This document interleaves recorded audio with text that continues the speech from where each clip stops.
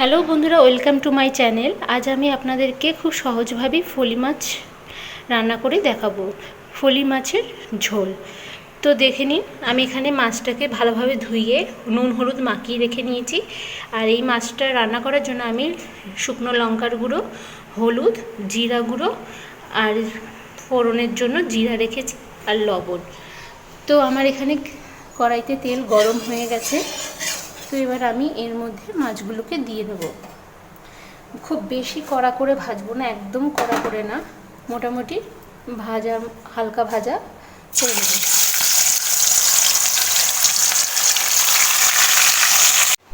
তো বন্ধুরা দেখে নিন, মাছটা আমার ভাজা হয়ে গেছে, ভেজে তুলে নিয়েছি। ওই যে হলুদ গুঁড়ো, জিরে গুঁড়ো আর লঙ্কার গুঁড়ো, এটাকে আমি জলে গুলে নিয়েছি। তো এবার ফোড়ন হিসাবে আমি এই জিরাটাকে দিয়ে দিলাম। ওই মাছ ভাজা তেলেই জিরাটা দিয়ে দিলাম। এবার আমি এইটা দিয়ে দিলাম।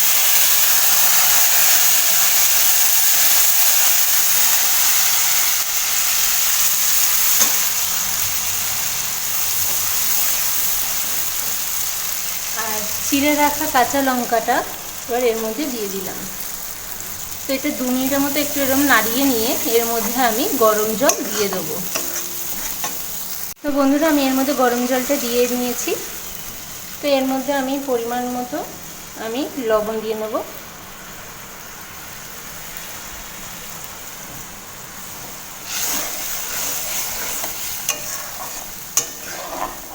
তো এর মধ্যে আমি একটা একটা করে মাছ দিয়ে নেব।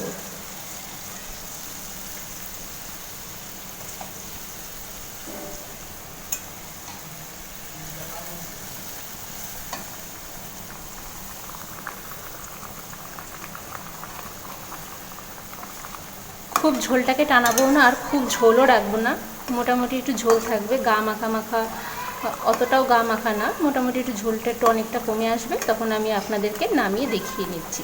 তো এই মাছটা রান্না করা খুবই সহজ, সেরকম কিছুই না। তো হয়ে যাওয়ার পর আপনাদেরকে দেখাচ্ছি। তো বন্ধুরা দেখুন, আমি মাছটাকে নামিয়ে দিয়েছি। খুব গা মাখা ঝোলও না, কিন্তু আবার খুবই কমও না, মোটামুটি একটু ঝোল রেখেছি। দেখুন, এই মাছটা রান্না খুব সহজেই হয়ে যায়। তো এই রেসিপিটা একবার আপনারা বাড়িতে করে দেখুন, ভালো লাগবে। তো এই রেসিপিটা যদি আপনাদের ভালো লেগে থাকে তো অবশ্যই সাবস্ক্রাইব করে দিন এবং পাশে থাকা বেল আইকনে একটি ক্লিক করে দিন, যাতে আরও যখন আমি ভিডিও দেব তো যাতে সেগুলো তাড়াতাড়ি আপনাদের কাছে চলে যেতে পারে।